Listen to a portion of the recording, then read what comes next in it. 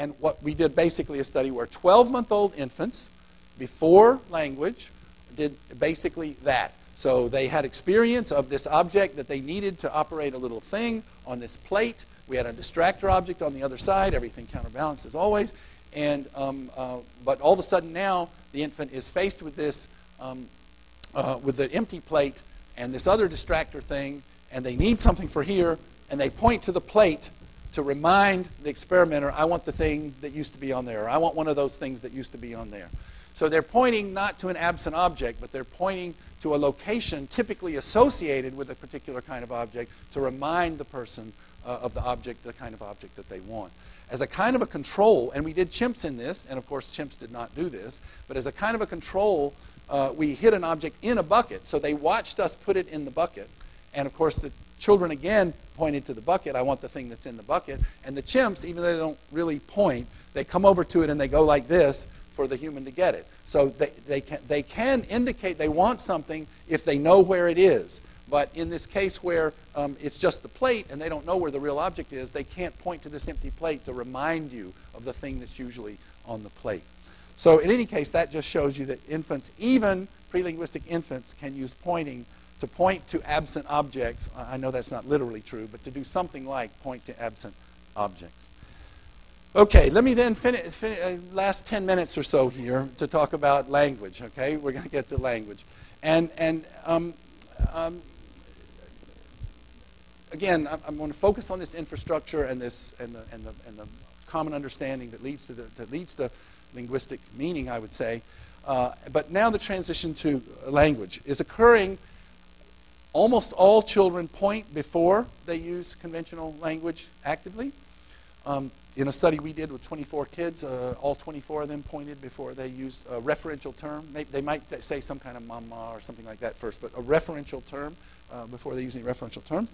And Paul Bloom wrote a book on language acquisition, and he was kind of saying, well, you know, if word learning is about associating a word like bottle with an object like this one here, infants should be able to do this much earlier, because actually you can look at 6-month-old infants and they can associate sounds with things quite easily. You can condition them and have them associate things, right? And he's saying, so we don't know why they learn, why 12 months? And I wrote a commentary to his Behavioral Brain Sciences article that started with, I do, I know why.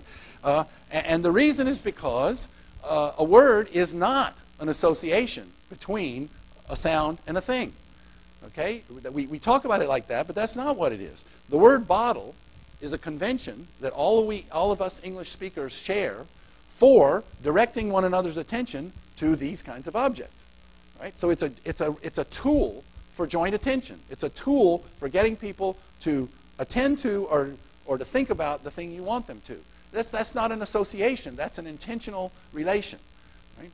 And so, yes, if it was just about associating things, then not only would children learn words at 6 months, but then lots of animals would be linguistic, because lots of animals can associate sounds with visual perceptions.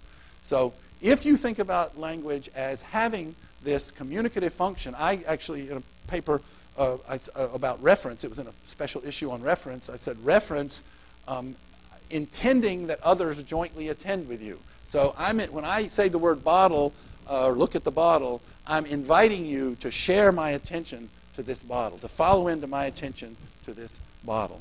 And so that's why infants start learning language at that age, is because that's the age where they start being able to have this triangle, the joint attention triangle of you, me, toward this thing.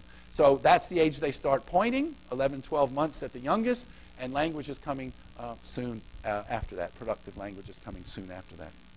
And these conventions, if you think about linguistic conventions, again, I want to emphasize that they are shared. So in linguistic communication, what you've got now is not this naturally meaningful thing, but you've got this thing that has meaning, or it can be used to indicate things because we both have learned, we have a shared learning history of it. So this is a little experiment based on an adult one that's called about what's so-called conceptual packs. And this child has learned the name of this object here, and I can never remember which one she learned and which one's novel. So either tree or bush, and then the adult is going to use the opposite term, going to use the other one.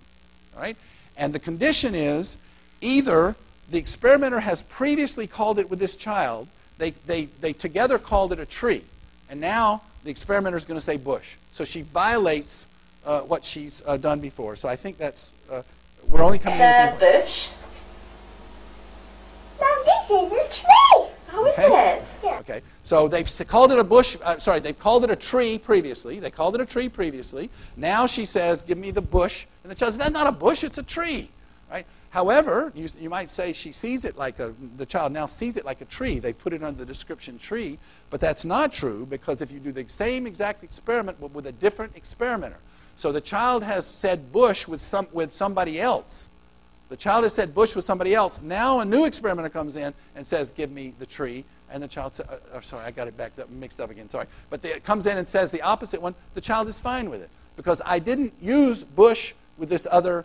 And if I get everything backwards, please excuse me. But okay, I use bush with this person. A new person comes in and says tree. That doesn't bother me. I said bush with this person, and now that person says tree later. Why do they do that? And this is again so-called conceptual packs. If you and I are saying, oh, this is a nice bottle. Oh, give me my bottle. This is a bottle. And then I say, could you give me the vessel, please?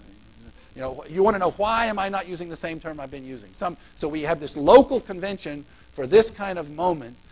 And the child already knows about violating it. And of course, again, it's person-specific in this case. Linguistic conventions like the word bottle are community-wide, but choices of reference, like tree versus bush, are not community-wide. Okay, and finally, this is pretty much the last thing I'll do. I have just one or two other slides after this. A lot of people have said that one of the key things about language is this normative quality that it has. So there's a right and a wrong way to call objects. This is not an elephant, okay? So this is a bottle or so forth. And that even grammar has correct and incorrect grammar, and that somehow this is tied to language in particular. But let me show you this child when they have played a game previously called Daxing. And it'll be in German, but you don't really need, you can tell you don't need to know the German. She's going to come in and the puppet's going to say, okay, I'm going to dax, I'm daxing now, I'm going to dax, but then she does the wrong thing. So now we want to see if the kid just thinks this is just a, it doesn't matter, she's got her way of saying it, I've got my way of saying it. No, there's a right way to say it, and I think you'll see the child's... Jetzt daxe ich. Ich daxe. So geht das nicht. It doesn't go like that. So geht's nicht. No. So geht das gar nicht. It doesn't go like that at all. So geht das nicht. It doesn't go like that. So geht das nicht. So geht das nicht. Nein, so geht das nicht. Hey, you can't do it like Okay, that. das hier Here, nehmen. you take this. You do it like this. Ja, Here. bitte. Bitte. Okay. Okay. So all of this is generated by the fact we have there's another condition in here where she just comes in and plays with it. The child doesn't object at all. Label it daxing, and now the child is upset because it's not following the convention of calling it daxing, which has been established, and that convention is normative. There's a right and a wrong way to do it. And the child is using normative language. So it doesn't go like that. It doesn't work like that. Sometimes in German you can say man, so man, one doesn't do it like that. This child didn't say exactly that, but other children say that. So these conventions are shared learning, and the shared learning, like other things, I showed you on the other days, some of these kids objecting to rule breaking, the language is no different. So the normativity in language and the grammaticality of language is just normative like all other cultural things are normative. And the grammaticality stuff is not any different in that respect. Okay, so I said I was going to do the chimps here real quick, but I'm running out of time. Let me just say one quick thing about kanji here. So it's unclear what these apes who have been taught things like that are human-like language, it's unclear what exactly they're learning. But at the moment, let's give them let's be generous. And when they say things like, it turns out that when they say ball good, that means give me the ball. When they say gum hurry, it means give me the gum. When it says chase you, it means chase. When they say toothbrush give me, it means give me. When they say flower there, it means give it to me. So all of them mean these commanding things. So, but they have a kind of an event participant organization. They have this kind of organization of things and events. But I just want to focus on one thing here. that there's no informing, there's no declarative sharing. They're all directives. And if you look at the kind of multi-word combinations that they use, here are some of the things they don't do. They don't mark the role for the listener, so they can't distinguish, John hit Mary from Mary hit John. They can't distinguish those where you need either word order or case marking or something to indicate it. And why do you do that? Why do we do that in language anyway? We do it to make sure the listener knows the relationship between John and Mary in hitting.